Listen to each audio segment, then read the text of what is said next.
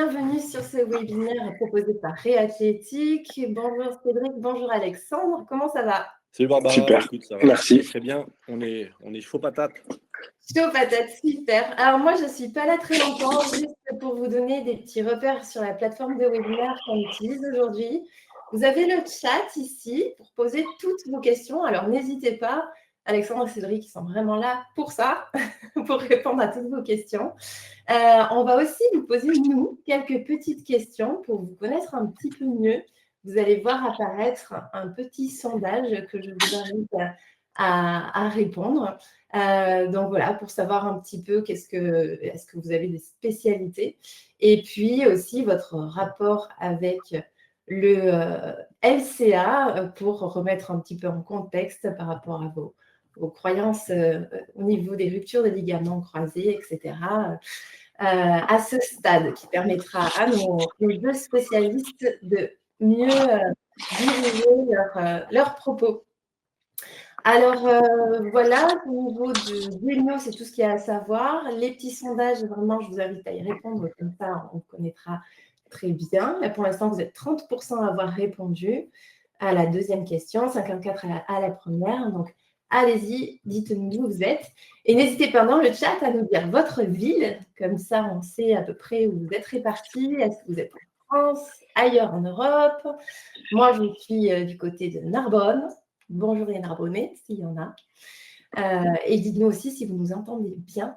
C'est important pour nous d'être sûr que vous entendez bien tout ce qu'on dit. Est-ce que vous pouvez vite fait? Bonjour Patricia, bonjour Sébastien. On a aussi Amandine dans le chat de Réathlétique qui est là pour répondre à toutes vos questions. Salut Mathias, bonjour Grenoble. Merci pour vos réponses. Donc, je vais vous laisser à partir de là, Alexandre et Cédric. Je vais petit à petit, je reviens juste à la fin et je vous souhaite à tous un bon webinaire. Merci à toi Barbara. Merci Barbara. Je te laisse te présenter peut-être Cédric pour commencer, puis moi j'enchaînerai derrière. Ouais, allez, je vais me lancer. Bonsoir, bienvenue à tous les collègues et tous les gens du sport et de la santé qui vont essayer de partager avec nous ces expériences et ces échanges. Kiné ostéo du sport depuis quelques temps, on va dire. Voilà, multicasquette parce que j'ai la chance de travailler avec des collègues en libéral. De la kiné tradi, j'en fais un petit peu moins maintenant pour me consacrer un peu plus à des bilans, pour aider un peu les collègues ou n'importe quel type de patient, et de l'accompagnement individuel, quel que soit le niveau, parce qu'en plus, on a une maison sport santé à Argelès, où je suis intervenant. Donc, on a tout type de public, d'une personne avec des pathologies chroniques qui a besoin d'être guidée jusqu'à du très haut niveau. Et l'autre casquette, c'est que j'ai aussi la chance de travailler dans un super staff et avec une super équipe dans le rugby. Et voilà, ce qui me fait jongler un peu entre l'activité libérale et l'activité en club en sélection. Voilà. Super, écoute, moi en tout cas, c'est un vrai plaisir d'intervenir à tes côtés ce soir Cédric, un vrai plaisir. De par ton parcours, ton expérience, et j'espère qu'on va pouvoir bien débattre autour du LCA ce soir. Moi, pour ceux qui ne me connaissent pas, je suis Alexandre Germain, je suis kiné du sport. J'ai l'habitude de dire que je suis diplômé d'un autre siècle, mais c'est la réalité. 99 Berck-sur-Mer, et aujourd'hui, on va dire que j'ai trois casquettes. Une casquette de formateur, chez Réathlétique et dans d'autres organismes de formation comme la Clinique du Coureur ou Calif. J'ai une casquette sport de haut niveau où moi, c'est pas la même équipe de France, c'est pas le rugby, mais c'est le football depuis bientôt 10 ans. Ce qui m'a permis avec le temps de me servir des exigences du haut niveau pour essayer de les transférer dans ma pratique au quotidien. Et puis ma dernière casquette, c'est être kiné libéral dans un centre pluridisciplinaire sur Lyon, où je vois des patients sportifs, mais des patients sportifs qu'on pourrait dire du dimanche, donc non sportifs de haut niveau, et c'est bien, et ça fait du bien. Et avec une grosse spécialité sur le membre inférieur, et en l'occurrence sur les lésions musculaires, mais surtout sur le ligament croisé antérieur, sur lequel On a mis en place depuis bientôt 10 ans des évaluations, que ce soit aussi bien isocinétique que fonctionnelle, avec un pôle pluridisciplinaire qui compose chirurgiens, médecins, préparateurs physiques, ostéo et plein d'autres disciplines, qui fait que aujourd'hui, des croisés, on en voit beaucoup, on en évalue beaucoup et on en rééduque beaucoup. Et c'est ce qui fait qu'en partie, je suis là ce soir avec vous pour échanger sur ce sujet et qu'on puisse, avec Cédric, partager nos compétences, nos expériences et puis débattre autour de notre passion, qui est la rééducation et du genou en l'occurrence et le croisé. Et tout en sachant qu'il y a plein de choses à dire et que je pense que sur 45 minutes, on ne pourra pas tout aborder, mais on va aborder les gros points aujourd'hui qui nous paraissent essentiels au vu de notre expertise, de manière à ce qu'on puisse se poser les bonnes questions et avancer avec des bonnes bases et que on change certains résultats qu'on peut voir aujourd'hui. Et justement, pour parler de ces résultats, je vais introduire ce webinaire par une étude qui commence à dater un tout petit peu, mais qui a été repris par plein d'autres auteurs. Et le contexte actuel aujourd'hui autour du genou, malheureusement, est loin d'être satisfaisant. Loin d'être satisfaisant sur quoi? Eh bien, aujourd'hui, il faut savoir que quand on se fait opérer d'un ligament croisé antérieur, eh bien, la probabilité qu'on revienne au même sport, au même niveau qu'auparavant, elle est de l'ordre de 50-60%. Donc, allons dire ça à nos patients avant qu'ils se fassent opérer. Tu as à peu près une chance sur deux de revenir au même sport, au même niveau. Je pense que ce n'est pas entendable, mais malheureusement, c'est la réalité. Et la question qu'il faudrait se poser, pourquoi j'ai pris déjà cette étude? Cette étude, déjà, elle est sur 7500 participants, donc c'est quand même une étude très intéressante. Et la question, ce qui met du lien aussi au niveau de cette étude et de ces résultats, c'est que déjà, un premier constat, c'est que en fonction des tests et des évaluations, meilleures sont les évaluations, meilleure est la probabilité que tu reviennes au même sport, au même niveau. Donc déjà, d'où l'importance de tester. Ça, c'est un facteur qui est très important et qui dépend bien évidemment de la rééducation. Ce qui argumente encore un peu plus tout ça, nous, on a aussi la chance, je vous ai présenté notre équipe tout à l'heure, mais dans notre équipe, on a aussi intégré depuis bientôt plus de 4 ans un PhD, pour ne pas le nommer, Benoît Perrault de Fontenay, qui occupe le poste de responsable de la section recherche au niveau de notre structure et qui nous permet justement de pouvoir structurer un peu l'accumulation de data qu'on peut avoir et d'avoir une visibilité sur ce que ça donne. Et que nous donnent les résultats des tests qu'on peut avoir sur Lyon. Eh bien, en fait, il faut déjà savoir qu'on passe à peu près 1000 tests par an sur le genou, ce qui nous donne quand même une bonne visibilité de la situation de terrain. Et cette situation de terrain, eh bien, elle fait un peu peur quand même. Elle fait un peu peur, pourquoi? Parce qu'aujourd'hui, toute population confondue, hommes, femmes, et quel que soit le sport pratiqué et le niveau pratiqué, tout ça confondu, aujourd'hui, le constat, il est qu'à 6 mois, sur des stats qu'on avait sortis, c'est qu'en gros, sur tous les tests qu'on peut passer, que ce soit isocinétique, associé aux tests fonctionnels, 97% des patients ne remplissent pas les critères de récupération sur tous les tests confondus. 97% des patients. Ce qui nous fait dire que, en fait, déjà, par rapport aux critères temporels qu'on pouvait avoir à une époque, parce qu'on se basait beaucoup sur ce critère temporel de reprendre le sport à 6 mois, et on se basait malheureusement que sur ce seul critère, voire associé à un critère clinique, voire une laxitométrie. Eh bien, en fait, on a envoyé la plupart de nos patients opérés vers une reprise du sport, si tant est soit-il qu'elle soit progressive.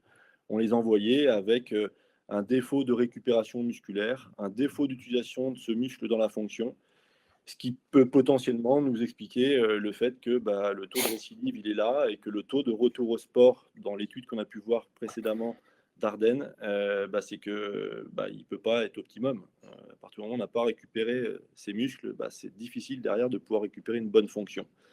J'ai toujours pour habitude de dire que en fait, le muscle pour nous en kiné et en rééducation, si on le compare au modèle mécanique, c'est un peu le rôle de frein, on va dire, et d'amortisseur de la voiture. Eh bien, aujourd'hui, si vous avez passé un contrôle technique et que bon, vous n'avez pas les freins amortisseurs, il y a peu de probabilité qu'on vous valide le contrôle technique et qu'on vous fasse retourner sur la route. Eh bien, malheureusement, pendant des années, on a envoyé des patients reprendre le sport avec des conditions qui n'étaient pas les optimum, tout en sachant que ces tests-là, c'est une étape pour nous vers une reprise de sport, mais ce ne sont pas des tests pour reprendre le sport. C'est une étape qui permettra de basculer vers une autre étape, et ça, on les verra tout à l'heure avec. C'est pour ça que notre philosophie aujourd'hui chez Réathlétique et notre philosophie de formation, c'est mieux évaluer pour mieux rééduquer. Et bien évidemment, vous le savez tous comme moi, que pour savoir où je vais et comment j'y vais, il faut que j'ai déjà un état de la situation actuelle. Et pour cela, il faut évaluer. Mais dans l'évaluation, il faut savoir aussi quoi évaluer. Et on verra tout à l'heure dans les différentes étapes, en fonction des étapes, qu'est-ce qui est prioritaire à aller chercher en termes d'évaluation pour poser des bonnes bases et poser des bonnes lignes directrices dans notre éducation qui nous permettra d'arriver à une deuxième étape où on réévaluera d'autres choses et on avance comme ça étape par étape pour que le patient puisse progresser de manière optimum et arriver à une potentielle reprise du sport dans les meilleures conditions. Avant d'aborder ces étapes, on va essayer de quand même casser quelques mythes autour du LCA, des croyances des patients, mais encore malheureusement des croyances au niveau médical. Aujourd'hui, il est communément malheureusement admis que je me romps le ligament croisé antérieur, je me fais opérer de fait. Eh bien non. Et on a quand même pas mal d'études qui remontent, quand même. Froebel 2015, Reichmann qui est un peu plus récente, il y a eu Keys aussi qui en a produite. Et en fait, on se rend compte que, eh bien non. On peut, après une rupture du ligament croisé antérieur, revenir à une potentielle fonction plus qu'acceptable, voire même à une reprise sportive au même niveau, sans situation d'instabilité et avec une très bonne récupération fonctionnelle. Ces études, en fait, ont comparé deux groupes, un groupe en opération précoce et un groupe auquel on laissait la possibilité, via la rééducation fonctionnelle, de voir ce que ça donnait avec le temps. Et à tout moment, si le patient présentait des instabilités dans son quotidien ou dans sa progression de rééducation, on le réallouait à un groupe chirurgie, il se faisait opérer. Et on se rend compte que dans ces études, eh bien, en fait, il y avait quand même une très très belle proportion qui, à 2 ans, 5 ans, sans opération, mais avec une rééducation fonctionnelle bien menée, eh bien, qu'on pouvait récupérer une bonne fonction et revenir à un sport dans des bonnes conditions. Et puis récemment, via notre pôle recherche et via notre équipe, Benoît a mené une étude avec justement cette non-obligation de chirurgie, du moins en première intention. Et en fait, on a reproduit une clinique dans les études précédentes. Et accrochez-vous bien, parce que les résultats peuvent choquer et interloquer. On est parti du même constat, à savoir, je me suis rompu le ligament croisé antérieur, et de là, un temps, on se laisse excusez-moi, je vais relancer un peu. Désolé, il y a un peu plus.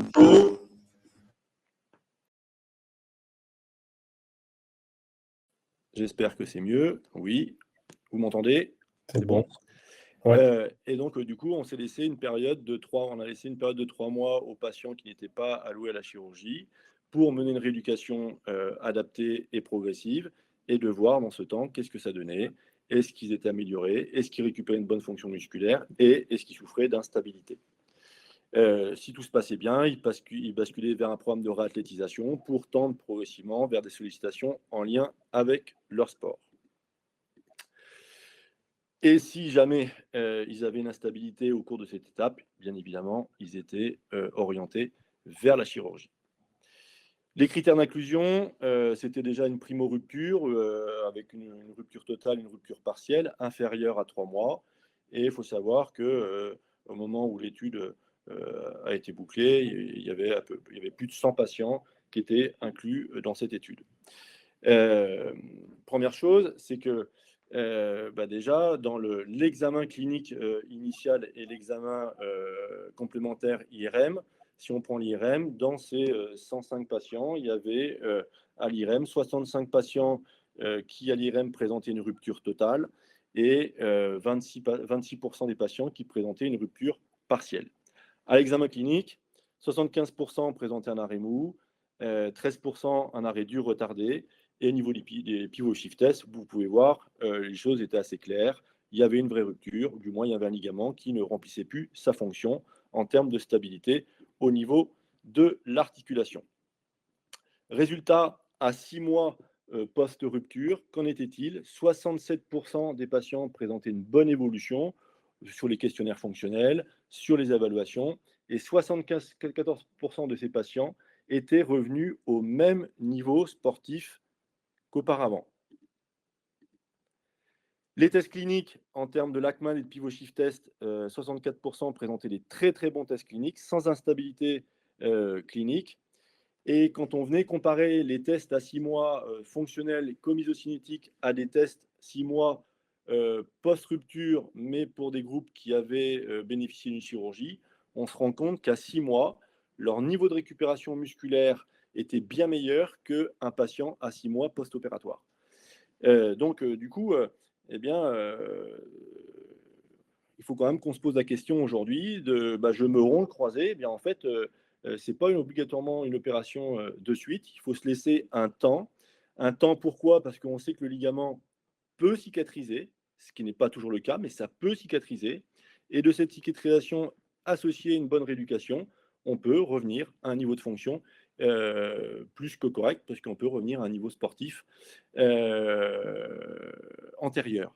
Donc, bon, ça mérite réflexion. Et ça, il faut que nous, on en prenne conscience au niveau médical. Et il faut qu'aussi, on informe nos patients sur cette possibilité pour leur laisser le choix en âme et conscience.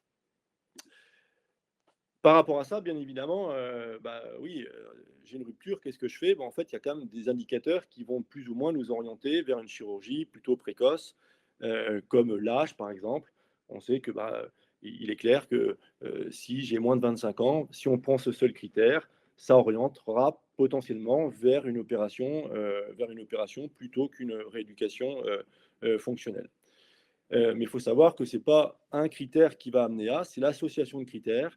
Et dans cette association de critères, eh bien, il y a aussi et surtout le niveau sportif et le type de sport.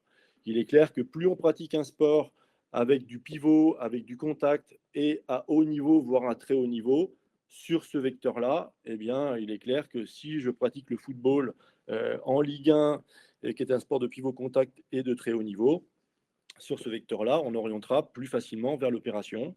Une lésion méniscale associée orientera aussi plus facilement vers l'opération. Et bien évidemment, un critère essentiel, c'est l'instabilité fonctionnelle. Si au bout de plusieurs semaines, même avec une rééducation, quand vous sortez de votre voiture, votre genou est instable, c'est clair que là, il sera préférable de s'orienter vers une rééducation.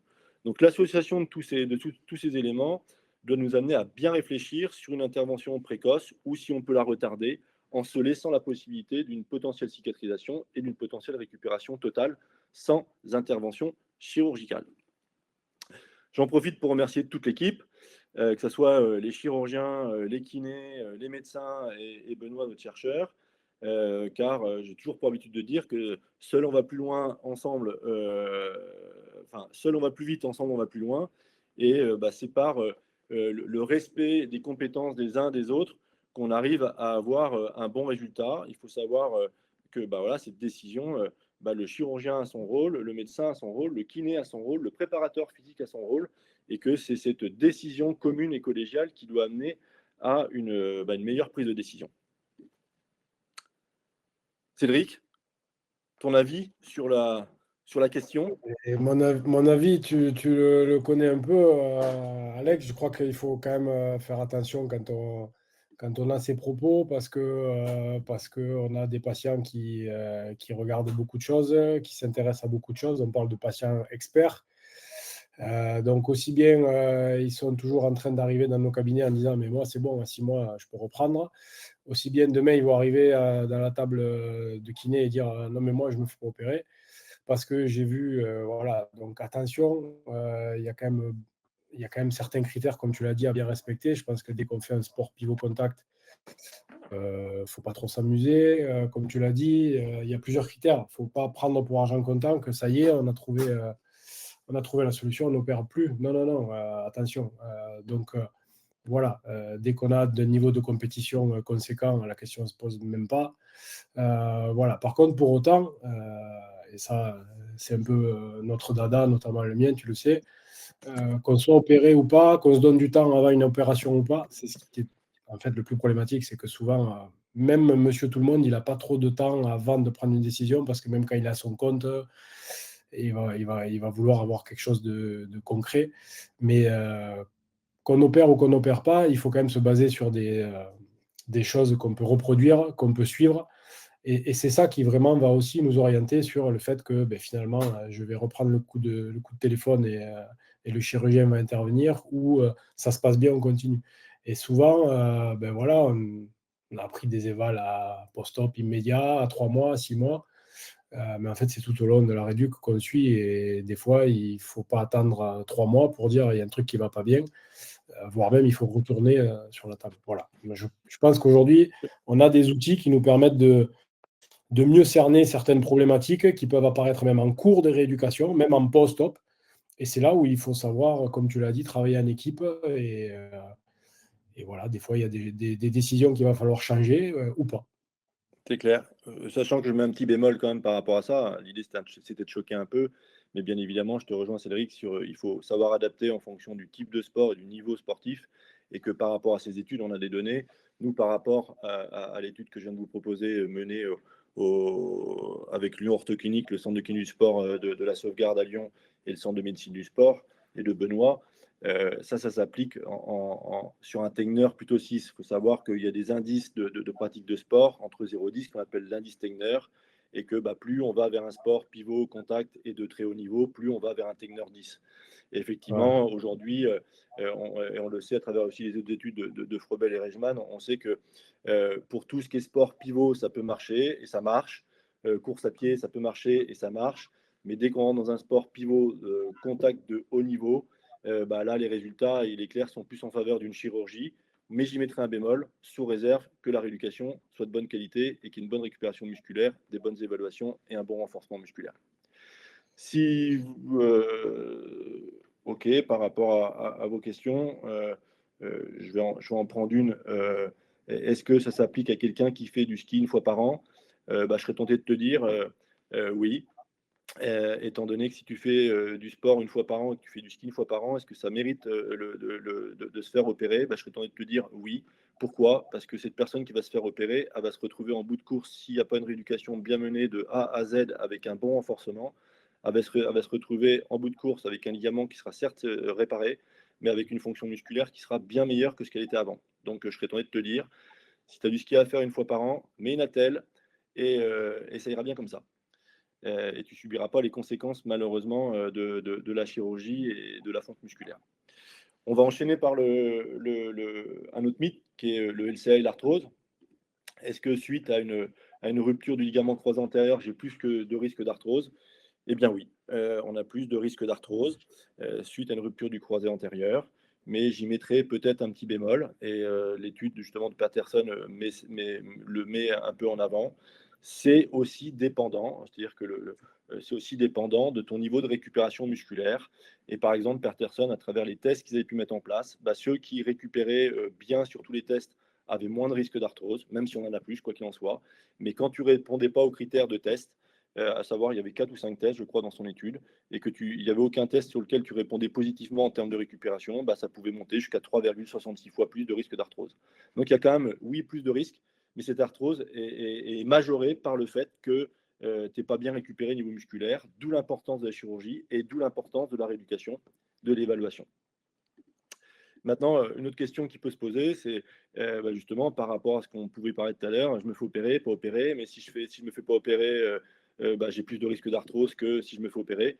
Eh bien, en fait, quand on compare des groupes par rapport à cela, que tu te fasses opérer ou pas opérer, au final, tu n'as pas plus de risque d'arthrose dans un cas comme dans un autre. Donc, ça ne doit pas être un critère qui amène à l'opération. sur ce simple thématique d'arthrose. Ça ne doit pas influencer le patient parce que dans un cas comme dans un autre, tu n'as pas plus de risque. Voilà. Cédric, je ne sais pas si tu veux rajouter quelque chose sur ce sujet. Non, tu connais mon sentiment, ma position. J'aime bien aussi laisser aux spécialistes et aux patients voilà, répondre à ces questions-là. Je te dis, autant aujourd'hui, on a des patients qui peuvent arriver en disant non, mais moi, c'est sûr, je reprends à 6 mois, même s'ils jouent en district au fin fond d'un petit département. Voilà, j'ai pas envie que dans quelques temps, on ait quelqu'un qui arrive et dit ah, mais non, mais moi, de toute façon, je ne vais pas voir le chirurgien, je ne vais pas me faire opérer. Attention, voilà, faut y aller doucement. Voilà, une fois de plus, ce qui compte, c'est d'avoir des outils pour pouvoir suivre, ne serait-ce que sur quelques semaines, l'évolution d'une rééducation d'un patient ou d'une patiente. Et là, aujourd'hui, on a des éléments un peu clés qui vont nous dire ça va coincer, ça va le faire, ça ne va pas le faire. Donc voilà, essayer d'augmenter un peu nos critères objectifs. Je crois que ça, c'est important, quitte à aussi les partager un peu autour de nous avec d'autres collègues ou les médecins ou les chires, parce que des fois, les chires, ils ne savent pas ce qu'on fait chez nous, façon de parler, dans nos cabinets respectifs, et qu'au contraire, ça peut renforcer la confiance et qu'à ce moment-là, on pourra avoir l'aller-retour de dire oh, mais ok, je vois comment tu travailles. Bon, on va se donner 2 mois, je le revois dans 2 mois, peut-être j'y vais pas de suite. Je crois que là, on a des choses à peut-être en tirer et à progresser, quoi. Moi, je le vois comme ça. Ouais. Avant qu'on introduise la suite, il y avait une question sur quelles sont les études qui amènent à ce qu'on confirme une cicatrisation ou pas. Eh bien, en fait, notre étude en fait partie, comme celle que je vous ai présentée avant. Et il y a une autre étude, par exemple, je ne sais pas si vous avez que la fameuse étude sur le cross-bracing, où ils avaient mis en fait une immobilisation sur le genou strict à 80 degrés pendant X semaines, suivie d'une récupération d'extension de 10 degrés par semaine. Et en fait, ils se sont rendus compte qu'ils avaient un taux de cicatrisation entre IRM qui confirmait la rupture et IRM à l'issue de ce protocole. Ils avaient un taux de cicatrisation qui était relativement très, très important. Donc, par quel mécanisme, je ne pourrais pas vous en dire plus, mais tout ce qu'on peut constater, c'est que ça cicatrise. Et oui, ça cicatrise. Et donc, voilà, il faut se laisser cette chance-là. Pour introduire après la suite et te laisser la parole, Cédric, les limites qu'on pouvait avoir jusqu'à présent, c'est que déjà c'était bien, c'est qu'on avait des tests d'évaluation de fin, contrairement aux critères de prise de décision avant, qui n'étaient que des critères temporels et cliniques. De plus en plus, on introduit d'évaluation de fin de parcours isocinétique ou fonctionnel. C'est bien, mais aujourd'hui, on devrait plus, et c'est ce que nous, on essaie de vraiment mettre en avant dans nos formations chez Athlétique. On vous l'a dit, mieux rééduquer, mieux tester pour mieux rééduquer. Et l'idée, ça serait de mettre un continuum de tests et pas qu'un test final, un continuum de tests qui nous permet de prendre des bonnes décisions sur chaque étape pour franchir les étapes dans les meilleures conditions possibles. Aujourd'hui, les gros constats qu'on peut sortir, on se rend compte qu'on oublie malheureusement trop souvent l'essentiel. L'essentiel, c'est quoi? C'est que on a des déficits récurrents de transfert de charge en bipodal. Cédric rentre dans le détail à travers les tests. Ça, c'est un gros problème et qui est récurrent à 3 mois, 6 mois, 9 mois. Donc, plus tôt on le teste, plus tôt on le travaille et plus tôt on peut se sortir de ce type de problème. Autre problème récurrent, c'est le manque d'activation du quadriceps ou le défaut d'activation du quadriceps qui va conditionner derrière le renforcement musculaire. Donc ça, il faut l'évaluer assez tôt. Et qu'est-ce qui nous fait dire que on passe dans du renforcement? Il faut déjà qu'on active correctement, ça paraît du bon sens, mais d'où ce continuum de tests. Cédric vous en reparlera aussi. Ça, c'est vraiment les grosses problématiques. Et puis après, bien évidemment, intervient le renforcement musculaire. Et pour qu'on soit efficace, il faut qu'on fasse du renforcement musculaire.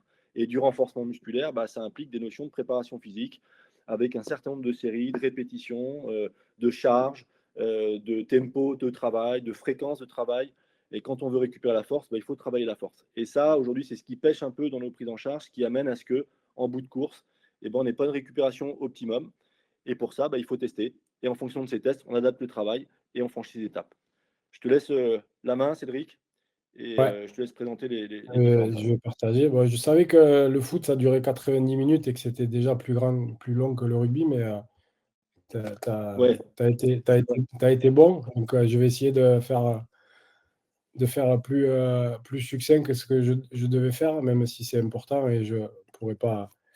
Donc, En fait, aujourd'hui, comme on l'a vu, on a plusieurs phases qui sont pas forcément, qui sont plus forcément, en tout cas pour pas mal d'entre nous, liées à des délais. Ok, on connaît tous la phase post-op immédiat où, voilà, au-delà de traiter l'œdème, la douleur, la mobilité, bon, voilà, on va pas refaire tout ce qu'on connaît sur le genou et le LCA.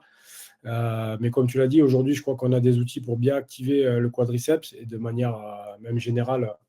On s'aperçoit que faire de la force pour faire de la force quand on a un défaut d'activation, ben, c'est peut-être là, y compris pour tout type de réduc, la problématique est de contrôler la mise en charge, que ce soit en statique ou en dynamique. Donc aujourd'hui, on a des outils comme l'EMG qui permettent à la fois d'évaluer et de vérifier l'activité neuromusculaire, par exemple du quadriceps, dont on sait que voilà, sur la lutte contre le flexum, c'est très intéressant.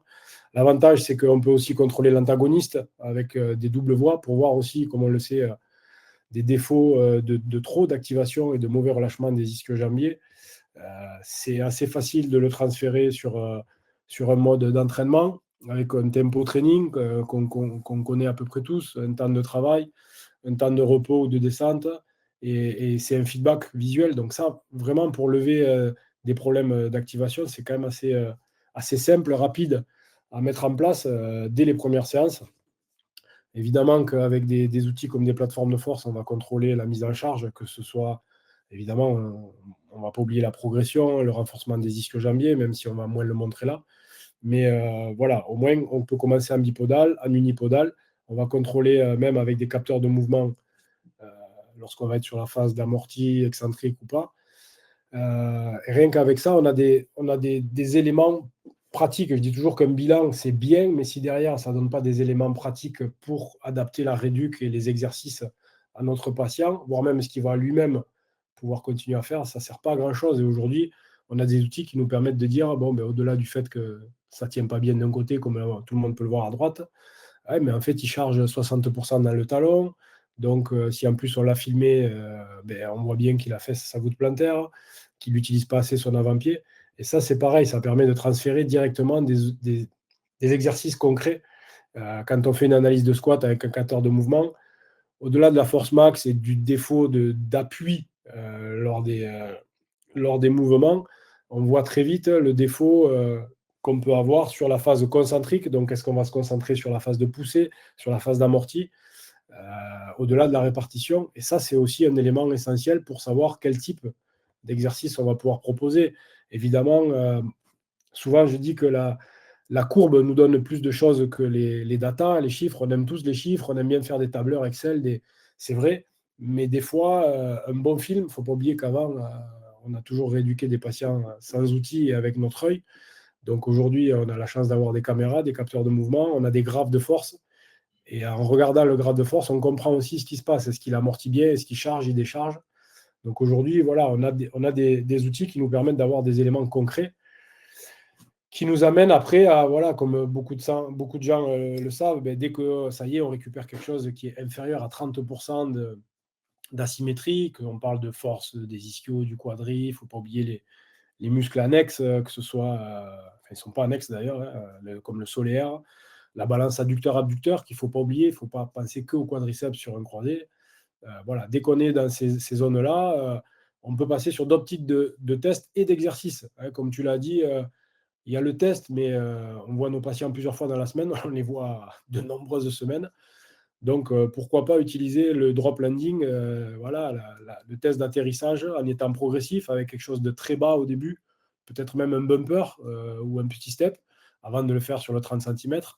En bipodal, un CMJ, on peut juste faire un petit sautillement, on va dire, sur place pour voir aussi comment il est sur la phase d'atterrissage, sur la phase de poussée. Le skipping, c'est on peut courir sur place. Évidemment, on utilise tous les dynamomètres pour monitorer le quadriceps, les ischios. Si on a de l'isocinétique, OK. On a des tests aussi très, très pratiques, comme les montées sur pointe, les pontées une jambe. Voilà, là, tout le monde reconnaît un test de quadri très connu. Alors, c'est intéressant la force max, mais souvent, vous voyez ici, avec des tracés de courbes, mais on voit bien qu'il y a quand même quelque chose. Quand il y a des saccades comme ça, on voit bien qu'il y a aussi un petit défaut d'activation. Donc, on peut remettre un coup de MG, on peut regarder la moyenne, on peut regarder le temps pour obtenir le max. Ça, c'est des éléments clés qu'on peut suivre très facilement de semaine en semaine. Un exemple de 5 descentes, ça, c'est très, très facile à faire. Et une fois de plus, ne serait-ce que regarder au-delà du diagramme des forces, les diagrammes qui sont un petit peu plus, les graphes qui sont un petit peu plus clairs, donc orange et bleu, mais les couleurs les plus claires, on voit bien que d'un côté, à gauche, il y a une amplitude, un mouvement qui est assez régulier sur les 4-5 reps, alors qu'il met un temps inouï. La preuve, en 14 secondes, il n'a même pas fini de faire quasiment un aller-retour sur l'autre jambe. Donc, ça, c'est à la fois des exercices et des tests qu'on peut suivre très facilement et qui nous permettent d'être objectifs dans le fait que, OK, tu vas reprendre la course, OK, et pas dire, ça y est, c'est à 3 mois, je reprends la course. Non, la réception à 2 jambes, c'est fondamental. On va commencer avec des hauteurs progressives et on voit bien, on sait que sur le test classique de 30-40 cm, c'est 3 à 4 fois le poids du corps. Comment il est réparti entre la droite et la gauche et surtout, comment le pied se stabilise au sol. Et ça, c'est des éléments importants. Bon, le CMJ, je pense que beaucoup de gens le connaissent, la détente verticale. Et là, c'est la même chose. Souvent, on est obnubilé par la hauteur de saut, la puissance max ou relative, très bien. Mais comment ça se passe sur la décélération, la fameuse RFD, qui est la fin donc, de cette capacité qu'on appelle explosive juste avant la phase d'impulsion, qui est sur la phase de freinage. Et ça, c'est important. La phase de freinage, elle est à 2 jambes, elle est caractéristique. Souvent, le côté où on va mettre plus de poids, pour parler simplement, ce n'est pas forcément le côté qui est le plus fort, c'est peut-être le côté qu'on maîtrise moins et que justement on contrôle moins. D'où l'intérêt après d'essayer d'aller en unipodal ou d'aller sur chaque phase. Et quand on différencie les phases de freinage de la phase de propulsion, on peut se rendre compte que si on regarde un peu l'équivalent de ce qui se passe en accélération, là, on a des éléments clés qui, pour autant, peuvent être masqués si on n'a que notre caméra ou que notre œil.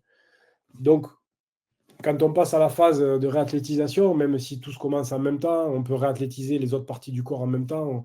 En staff, on travaille avec l'appui des prépas, des diètes, des data scientists.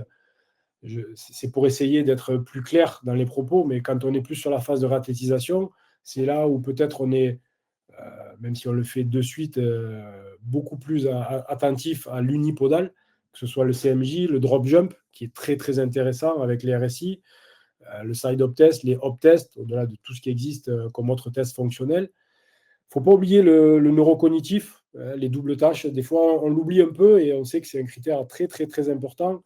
Alors, même si on l'a mis dans la phase réathlétisation, ça n'empêche pas d'en faire dès le début, et l'impact de la vitesse. Donc, le test de réception, c'est assez logique. On le faisait à 2 jambes, on le fait à 1 jambe. Et dès qu'on a quelqu'un qui ne va pas arriver à se stabiliser, avoir des troubles de l'équilibre à la réception ou dans les millisecondes qui suivent, vraisemblablement, ce n'est pas quelqu'un qu'on peut laisser reprendre l'entraînement, même s'il a repris la course. Il y a encore des choses spécifiques à bosser. Une fois de plus, les ellipses de confiance nous aident beaucoup. Les courbes, c'est aussi la même chose. La hauteur de saut, la puissance, bien sûr qu'on voit les asymétries, mais comment ça se comporte en lecture de courbe quand on compare le temps de propulsion d'un côté par rapport à l'autre quand on est à 1 jambe, on sait très bien que si ces temps s'allongent, c'est que quelque part, on a besoin d'emmagasiner un peu plus d'énergie et que donc on a du mal à la transférer. Donc dès qu'on met les filtres que vous voyez en vert de vitesse, ça donne des infos un peu plus pertinentes que simplement la hauteur de saut comparative. Le drop jump, de par le RSI, qui est donc l'indice entre le temps de contact et le saut, le temps de saut, il est assez fondamental et assez caractéristique de la récupération, justement sur cette capacité explosive qui va, comme pas mal d'études le montrent, jouer aussi, même si on n'est que sur du vertical, sur la latéralité et changement de direction. Donc voilà, aujourd'hui, c'est quand même assez facile de trouver pas mal de références un petit peu partout. Mais ce fameux RSI, et surtout, comme on le voit dans la fenêtre du bas, le suivi à long terme. Voilà, je crois que c'est un élément essentiel. Il ne faut pas simplement faire 3 tests. Il faut essayer d'en faire plusieurs. Là, par exemple, un side-up test modifié, puisqu'on le fait volontairement sur un temps plus court. Mais c'est pareil, c'est l'exemple de quelqu'un qui est peut-être venu, qui est arrivé tout content en disant c'est bon, j'ai mon test ISO, ça va bien, j'ai fait le castar, tout va bien. Ben, on lui a passé une batterie de tests et on lui a dit non, mais oui, ok, tu as à peu près les mêmes nombres de répétitions de saut sur une jambe ou sur l'autre. Mais quand on regarde ce que tu mets un peu en termes de puissance et de hauteur de saut, ça c'est un résumé de tout ce qu'on peut avoir dans les applications. Ben, y a un gap qui est encore trop gros, il y a encore plus de 25%. Là, ça se voit à l'œil nu, même si tout le monde n'a pas l'habitude de lire ces diagrammes de force. Ben déjà, sur une jambe côté gauche, c'est 99 et 94. Donc là, il n'y a pas de gauche-droite. Hein. On dérive ce test. Donc c'est soit intérieur, soit extérieur. Et vous voyez qu'il y a des endroits où, pour parler simplement, la couleur bleue, quasiment, elle s'annule. Ce qui n'est pas le cas sur le côté droit. Donc ça, c'est des éléments concrets qui peuvent nous freiner ou nous amener à continuer à travailler et à faire d'autres types de croisés. Il faut surtout croiser plein d'autres tests. Donc, évidemment, j'aurais pu parler de toute la phase sur les ischios, sur les mollets, sur les pontés fessiers, mais voilà, on peut essayer d'avoir ça, ne pas oublier les questionnaires, les muscles synergiques, j'en ai parlé. Et je crois que quand on rentre dans la reprise terrain, comme on dit, la phase de compétition, bon, ben, on sait tous qu'on on tolère beaucoup moins d'asymétrie, c'est pour ça qu'on dit inférieur ou égal à 10%, mais c'est un continuum de suivi. Et là, la collaboration étroite, que ce soit même avec les coachs sur l'aspect technique, un staff pluridisciplinaire, la prépa mentale aussi. On en parle dans les questionnaires, mais ça s'accompagne. C'est ça qui fait la diff. Ce n'est pas simplement un test de force, ce n'est pas simplement un test ISO. C'est toutes ces compétences-là qu'on peut mettre au service de nos athlètes. Et on est aussi à regarder nos standards qu'on a en préopératoire, que ce soit en début de saison, sur nos profils sport vitesse, velocity-based training, parce qu'on sait qu'aujourd'hui, on entraîne moins avec les charges, on entraîne plus avec la vitesse. Et notamment quand on passe à du dissocié ou du unilatéral, là, c'est assez parlant. On voit bien des gens qui ont du mal à retrouver leur capacité explosive, on en a parlé, mais même leur capacité de puissance ou de vitesse, ou de force-vitesse. Et ça, on a des outils qui nous permettent de le mesurer, même pendant la séance, sans prendre un temps fou, sans convoquer le patient un jour précis pour faire toute la batterie de tests. Non, dans la séance, on le fait, on le mesure, que ce soit les tests navettes, c'est pour ça que j'ai marqué des tests techniques. Chaque sport a un peu des passages un peu connus. Et c'est ça, c'est tout ce croisement qui va nous donner des critères objectifs pour dire, OK, feu vert ou encore feu orange. Et sur la phase de compétition, bien sûr que c'est le travail plio et de changement de direction dans la plupart de sports, notamment les sports co, c'est déterminant, c'est ce qui fait la qualité d'un joueur. Mais aujourd'hui, voilà, on est en mesure de monitorer, même en situation de jeu, même en situation d'entraînement, grâce aux GPS qui peuvent nous donner, au-delà de simplement la volumétrie et la vitesse, on a les accels, les décels, le nombre d'appuis, voire le nombre de contacts. Ça, c'est des éléments qu'il faut mettre en parallèle de ce qu'on peut faire nous en salle ou en cabinet pour augmenter notre œil sur le suivi longitudinal. Ça, c'est l'exemple de ce qu'on peut sortir grâce à des outils connectés. C'est que du début 2022, on finit sur la fin 2022, on a tout le suivi de notre athlète. Et ça, c'est l'exemple sur de la force, tout simplement, force de quadriceps. Mais c'est ça qui est important, c'est de le suivre tout au long de sa phase de réduc, de réentraînement, de reprise, vous l'appelez comme vous voulez. Voilà, on part toujours de la mobilité, de la stabilité, mais aujourd'hui, on a des vrais outils. Voilà, quand vous voyez un RSI à une unipodale qui dépasse le 1, bon, ben, on est un peu plus rassuré. Forcément, comme par hasard, les hauteurs de saut, ça y est, elles dépassent les 20 cm. Mais ça, c'est des éléments concrets qu'on peut suivre. Ce n'est pas simplement sur une fois. Et puis, se rapprocher de ce qu'on fait en prépa. Les profils force-vitesse, les indices, que ce soit entre le tirage et la détente verticale. Parce qu'après, on peut peaufiner aussi, grâce à l'apport de ces outils, on peut peaufiner si on reste encore un peu plus dans le travail de vitesse, j'en ai parlé, ou si on remet de la force. Voilà. Et ces éléments-là sont prépondérants. Là, on est beaucoup plus dans la préparation physique, mais c'est ces éléments-là qui parfois manquent sur la fin et qui peuvent faire défaut sur les critères, les critères un peu plus stricts de reprise. Aujourd'hui, on a des outils qui nous permettent d'avoir des profils sur vitesse sur les exercices dans l'axe ou même en changement de direction, sur un sprint à 5 mètres, à 10 mètres. On sait que c'est des éléments essentiels. Et si on a la chance d'avoir eu les sportifs ou le groupe de sportifs qui sont un peu dans le même poste, un peu les mêmes profils athlétiques, ben, tant que notre gars ou notre athlète récupère pas ses standards, vraisemblablement, on ne peut pas le laisser reprendre. Donc, voilà, il faut pas hésiter à croiser plusieurs types de tests. Il y a des outils qui, voilà, pendant une séance de squat, on met une cible, 1, 5, ça va très très vite, c'est à poids du corps. Mais c'est ça qu'il faut aller voir. Après, on peut aller plus loin. On a des outils qui aujourd'hui nous permettent d'aller sur même le changement de direction. Ça, c'est quand on peut se le permettre. Voilà, au-delà de même corriger techniquement une erreur, ben, on voit bien le défaut sur la vitesse de sortie, le RSI qu'on appelle latéral. Donc c'est le même principe, hein, c'est le ratio entre la vitesse à la sortie et le temps de contact, alors que le vertical, c'était la hauteur de saut et le temps de contact. Mais ça, c'est pareil. Si on a quelque chose, même si on n'est pas complètement en situation réelle de terrain parfois, c'est un peu encore la salle de sport, il n'empêche que quand on a techniquement ou comme vous le voyez avec aujourd'hui l'analyse en motion capture, voilà, sur la vidéo analyse d'un vecteur de force qui va pas être aligné avec toutes nos articulations et tous nos segments, il faut continuer à bosser, il faut continuer à faire du spécifique, du complément, ce qui ne veut pas dire que la personne ne s'entraîne pas, mais on se donne toutes les chances de dire ben, on est encore sur la phase d'entraînement, on est sur le terrain, d'accord, mais voilà, il y a peut-être encore du travail technique, de l'optimisation du geste sportif. Et là, c'est le rôle de tous, du coach spécifique, du prépa, du kiné, du celui qui fait la raclée. Voilà. Et pour terminer, c'est une question quand même de quantification, de planification, mais tout au long de la réduc. Après, oui, on passe par des étapes et des cuts.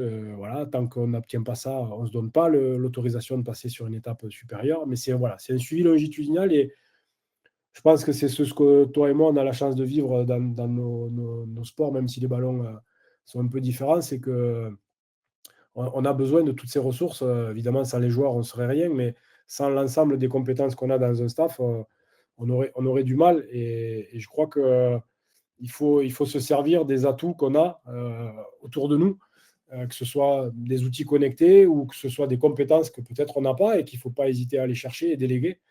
Mais aujourd'hui, voilà, on ne peut plus se satisfaire de dire c'est à 6 mois, c'est à 9 mois, c'est bon, j'ai mon test qui est comme ça. Ce n'est pas un test, c'est un continuum. Si on croise, si on a d'autres standards, et on minimise les risques. Enfin, en tout cas, c'est ce que moi je crois beaucoup et que j'essaye de toujours expliquer aux patients. Et parce que voilà, tout le monde regarde la télé, tout le monde rêve d'être un jour, je ne le citerai pas, mais vous voyez de qui je peux parler, un des meilleurs joueurs du monde. Mais tout le monde n'a pas ces capacités. Et quand on a un joueur de paddle lambda qui vient et dit ben moi, 6 mois, je reprends, je te le souhaite, mais je ne suis pas sûr. Voilà. Donc aujourd'hui, on a quand même de quoi même lui expliquer, même un patient lambda, il peut faire un drop jump, il peut faire un CMJ, il peut faire une accélération, il peut faire un changement de direction. Et nous, on a de quoi recueillir des données concrètes. Voilà. J'ai essayé d'être le moins long possible, mais on pourrait y passer des journées entières. Ça, c'est sûr. On est tous les deux passionnés, mais c'est vrai que ça peut faire peur, en fait, toutes ces datas, tous ces tests. Et souvent, on en arrive à ce que certains médecins, chirurgiens ou certains patients se disent: mais moi, ça, j'en ai pas besoin.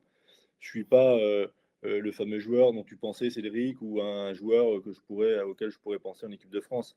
Mais en fait, par contre, moi, ce que je dis toujours, c'est que toi, en tant que patient, tu as le droit et l'obligation de récupérer ta fonction musculaire que tu avais avant de te faire opérer. Et donc pour ça, on ne te teste pas pour savoir si tu as des valeurs de champion olympique.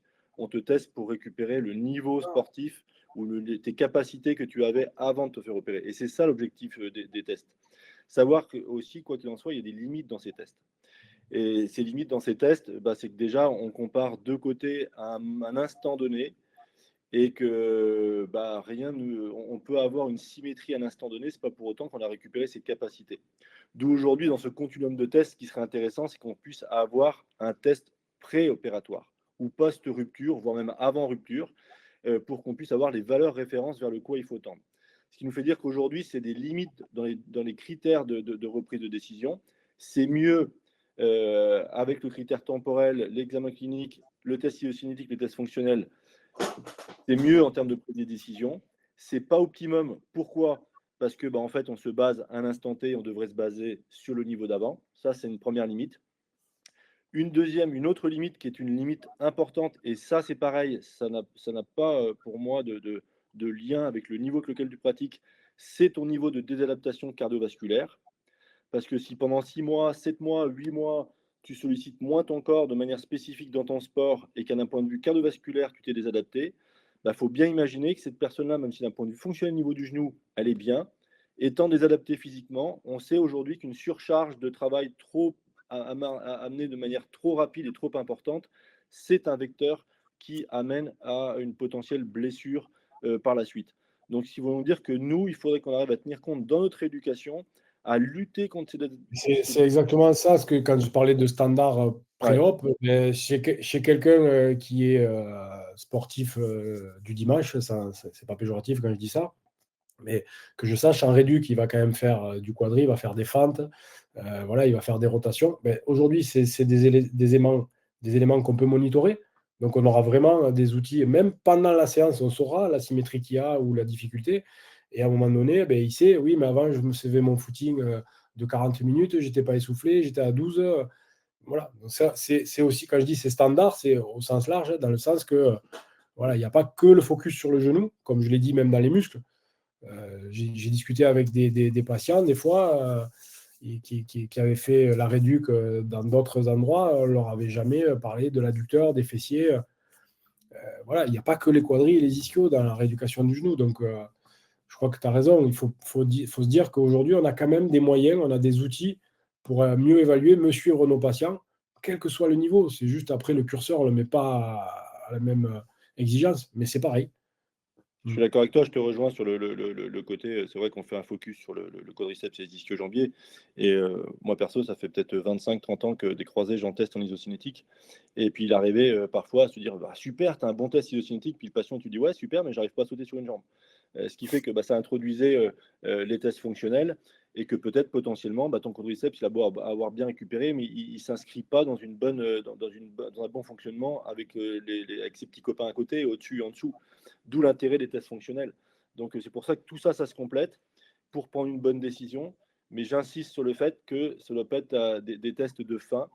Ça doit être un continuum de tests qui doit amener une meilleure récupération et ça vaut pour tous afin de prendre une meilleure décision de reprise, mais aussi de prendre des bonnes orientations à l'instant T en rééducation. Et ça, c'est capital. Et voilà, gardez à l'esprit à travers tout ce qu'a pu vous dire Cédric, capital, le transfert de poids du corps sur 2 jambes. À ça, il y a différents tests progressifs qui peuvent évaluer à des cuts différents, plus sollicitants pour voir ce qu'il en est. Une bonne récupération de symétrie droite-gauche sur des sauts. Et juste, je termine sur ça, parce que sinon, moi, je ne pourrais pas répondre 2 heures comme toi, Cédric, c'est notre passion. Mais juste une petite chose, bien faire le différentiel dans les tests fonctionnels entre les tests horizontaux et les tests verticaux. Les deux ont une valeur, mais ne vous arrêtez pas que sur les tests horizontaux. Ils ne sont pas assez discriminants pour un genou. Le test vertical est beaucoup plus discriminant pour un genou qu'un test horizontal. Ce n'est pas pour autant qu'on ne fait pas de tests horizontaux. Les deux vont compléter notre travail et notre orientation en rééducation. I agree. Bon, j'ai un rôle très difficile de vous couper en tant que maître du temps. On est un petit peu débordé.